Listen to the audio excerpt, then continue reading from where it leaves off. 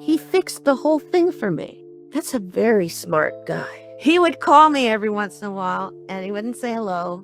He would just start a joke, and then he'd say it, and then he'd hang up. Sally Struthers finally opened up about Rob Reiner, and months later, a tragedy changed everything.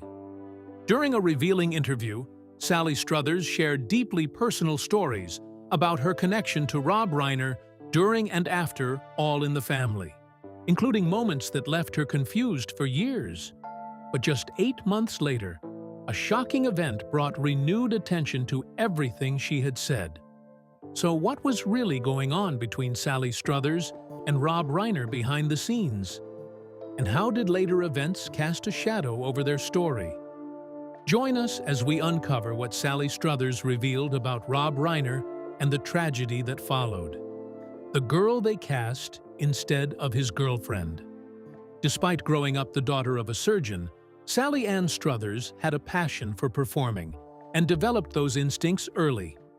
Goal-oriented, she eventually made her way to Los Angeles, where Norman Lear, the television producer who would define the medium for an entire generation, spotted her dancing on the Smothers Brothers Comedy Hour. That single sighting led to the audition that led to All in the Family. The film premiered on CBS on January 12, 1971, and changed American television immediately and permanently, in the way that things only change when a show has the nerve to say directly what everyone is already thinking, and the craft to make the confrontation feel like entertainment rather than a lecture. The role of Gloria Stivic, daughter of Archie Bunker and wife of Michael Meathead Stivic, was not obviously Sally's to win. Rob Reiner had already been cast as Meathead when the auditions were held. His real-life girlfriend at the time was Penny Marshall, the actress and future director who was living with Rob when the show was in development, and who was, by all accounts, in the conversation for the role. Sally revealed in her April 2025 interview that she fully expected Penny to get the part. She said she believed Penny would be cast because Rob had already been hired, and the assumption was that the two would be matched on screen as they were in life. What Sally did not know was how Lear was thinking about the casting. He later told Sally directly, using language that is now famous among All in the Family fans, that the decision came down to a single question. Did they want Gloria to be her mother's daughter, which would have pointed toward Penny, or did they want her to be a daddy's girl? They chose the second option.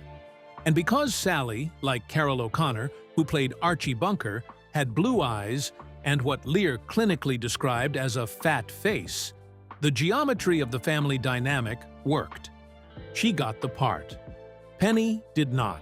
Penny and Rob married in 1971 and divorced in 1981. What Sally did not fully account for at the time was what that casting meant for the real-life dynamics on set.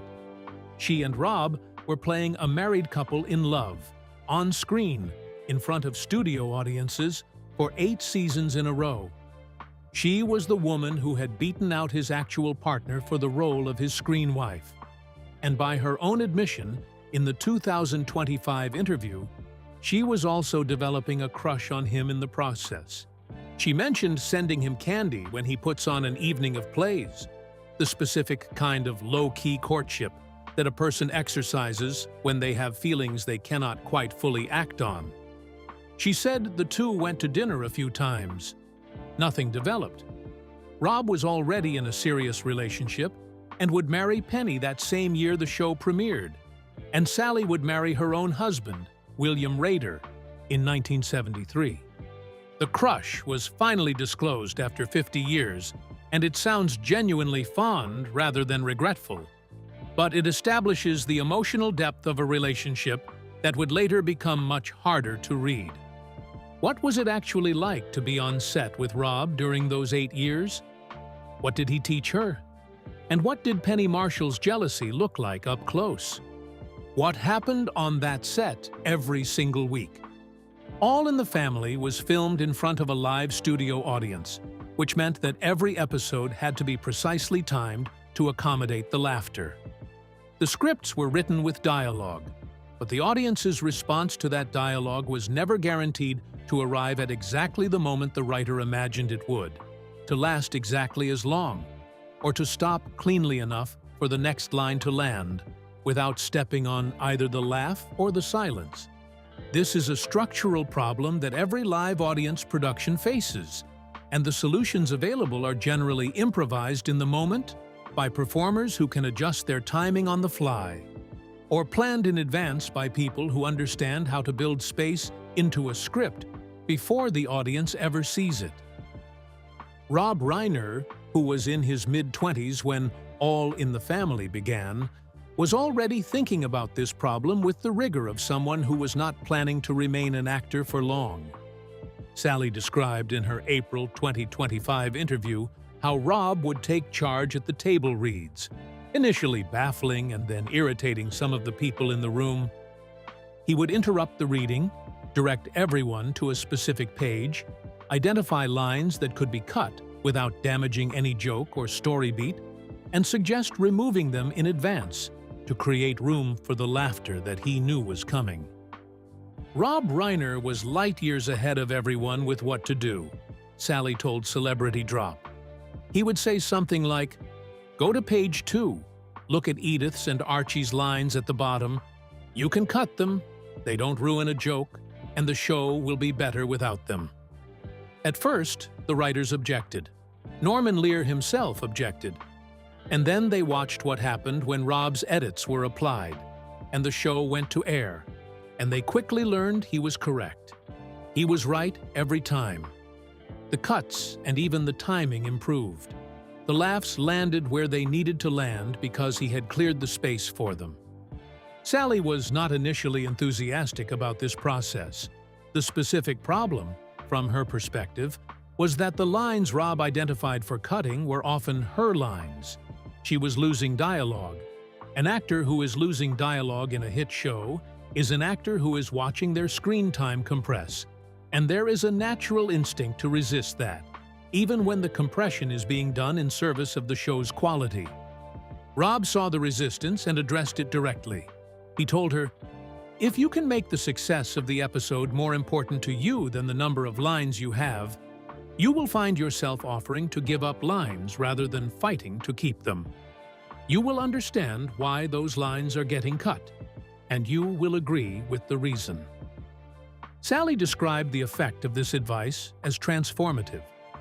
She said she forced herself to adopt that attitude, and that afterward, she was the one volunteering to give lines away. He had, she said, fixed the whole thing for her. Then there was Penny Marshall. Marshall attended the tapings every week, which Sally initially treated as unremarkable. Because why would a wife not come to watch her husband work? The answer arrived one afternoon at CBS, when Rob pulled Sally aside to deliver a piece of information that explained, retroactively, a great deal. He told her that Penny was coming to the taping that night, and that he needed Sally not to say hello to her. Sally asked why. Rob explained, Penny thought they were having an affair. There was no affair. There had never been an affair, not even close, despite the crush Sally had once quietly nursed. But the on-screen intimacy of the roles, combined with the real warmth between the two performers, had produced in Penny a suspicion that Rob could not quite extinguish simply by explaining that it was unfounded. 8 seasons of playing his wife, and then the show ended. Their characters moved to California, and their marriage fell apart on screen. And then, for a few years, something unexpected happened. Rob kept calling. What did those calls look like? Why did they stop? And what happened when she finally saw him again in 2003? The calls, the silence, and the Tin Man. When All in the Family ended its original run in 1978, with Sally and Rob's characters leaving the Bunker household for California, the working relationship that had defined 8 years of both their lives concluded. Sally went on to the spin-off series Gloria in 1982, focusing on her character's post-divorce life. Rob went on to become one of the most celebrated directors in Hollywood history. For a few years after the show ended, Rob maintained the connection with Sally in the specific way that only someone with a very particular sense of humor would do. He would call, not to catch up, to ask how she was doing, or to maintain the ordinary social frequency of two people who had spent most of a decade working together and considered themselves friends. He would call, and when she answered, he would begin telling a joke, delivered straight through, and then he would hang up. "He would call me every once in a while," Sally told Celebrity Drop. "He wouldn't say hello. He would just start a joke, and then he'd say it, and then he'd hang up," she recalled with a laugh. This went on for years. It was an eccentric way to maintain a friendship, and exactly the kind of thing that would make complete sense coming from someone who thought about comedic timing the way Rob did. The joke was the point. The hang-up was the punchline. The relationship was being expressed through the form of the thing rather than through its content. And then the calls stopped. Sally said she did not understand why. The silence was confusing because it was unannounced, and because their relationship had seemed to her to be solid enough to survive the natural drift that happens between colleagues when a shared project ends. She tried to make sense of the absence and could not, and eventually filed it under the category of things that happen between people in the entertainment industry that do not always have satisfying explanations. In 2003, Sally attended the Hollywood premiere of The Producers at the Pantages Theater. She saw Rob Reiner across the room and did what you do when you see someone you love after a long silence. She ran toward him. She was, by her own account, screaming his name. "Robbie!" She went at him the way you go at an old friend you have missed and are genuinely thrilled to see. What she received in return stopped her in her tracks. He extended his hand before she could reach him, keeping his arm fully extended to maintain the maximum possible distance between them. He shook her hand.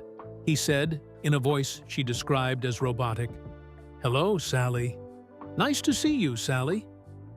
He had called her Sally twice, stiffly, correctly, with the mechanical precision of someone performing the minimum required social transaction. She said she was horrified. She stood there, having been physically and emotionally held at arm's length by a man she had known for most of a decade, and processed what had just happened without having any framework for it. She eventually arrived at a theory. Rob had married Michelle Singer in 1989, after his divorce from Penny Marshall. Singer was his second wife, and remained so until their deaths in December 2025. Sally's theory was that Rob had wanted Singer to feel completely comfortable about the nature of his friendship with Sally, and that the safest way to make that happen, in a public setting where Singer might be watching or might hear about the encounter later, was to leave no room for any possible misreading. He could not simply embrace Sally with the warmth that their history warranted without the risk of that warmth being misunderstood. So he chose the Tin Man version. She did not think less of him for it, but she also said, with the particular honesty of someone who has lived long enough to say things plainly, "Friendships can change, not just in show business. People can ghost you, and you don't know why. Just things change. They turn on a dime, and you have to just let it go." Sally filed all of these events under the category of things that happen and let it go. Then, more than 20 years after the 2003 premiere, she and Rob appeared together at the 2024 Emmy Awards to pay tribute to Norman Lear. It was the first time they had seen each other in years. But 8 months later, Rob was dead. And the circumstances of his death are ones that nobody in Hollywood could have anticipated. What happened on December 14th, 2025? And what does Sally now represent as the last surviving member of that original cast? December 14th, 2025. And what came after? The night before Rob and Michelle Reiner were found dead, They had attended a Christmas party hosted by Conan O'Brien. Their son Nick came with them. By multiple accounts, Nick's behavior at the party was disruptive. He was, in the words of one source, freaking people out, asking guests whether they were famous, and eventually getting into a loud argument with his father. Rob Reiner reportedly chastised his son for his conduct. Another person familiar with the family disputed the severity of the incident, suggesting the Reiners had grown accustomed to Nick's behavior over many years. Nick Reiner, who was 32 years old at the time, had a long and documented history of addiction that began when he was a teenager. He had been in and out of rehabilitation facilities starting at age 15, with a reported total of 18 stays in rehab by 2016. He had spent periods of time homeless. He had been placed in a year-long mental health conservatorship in 2020. He had co-written the 2016 film Being Charlie, which was directly inspired by his experiences with addiction and his complicated relationship with his father, who directed the film. On the afternoon of December 14, 2025, the Reiners' daughter, Romy, who lived across the street from her parents, went to check on them at approximately 3 in the afternoon. She discovered their bodies in the master bedroom of the Brentwood home. She left the house, found a friend who was staying with her, and told her to call 911. Los Angeles police arrived at the home at approximately 3:40 in the afternoon and confirmed the deaths as a homicide. Rob Reiner was 78 years old. Michelle Singer Reiner was 70 years old. The cause of death, confirmed by the Los Angeles County Medical Examiner, was multiple sharp force injuries. Nick Reiner was located at approximately 9:15 that night near the University of Southern California campus in Exposition Park, approximately 15 miles from the Brentwood home. Surveillance footage from a nearby gas station showed him buying a drink and walking around the store with the appearance of someone waiting for nothing in particular. He did not resist when police surrounded him. He raised his hands. He was taken into custody without incident. Los Angeles District Attorney Nathan Hochman charged Nick Reiner with 2 counts of first-degree murder with the special circumstance of multiple murders and with an additional special circumstance allegation of using a deadly weapon. The charges carry a maximum penalty of life in prison, without parole or the death penalty. Hochman said his office had not yet decided whether to pursue the death penalty and would take the family's wishes into consideration. Nick Reiner's initial defense attorney, Alan Jackson, known for his work on the Karen Reed case, withdrew from the case in January 2026. Nick was appointed a public defender and pleaded not guilty on February 23, 2026. He was ordered to remain in custody and is scheduled for a preliminary hearing on April 29th. The case is ongoing. No other individuals have been named as suspects. The response from Hollywood was immediate and genuine.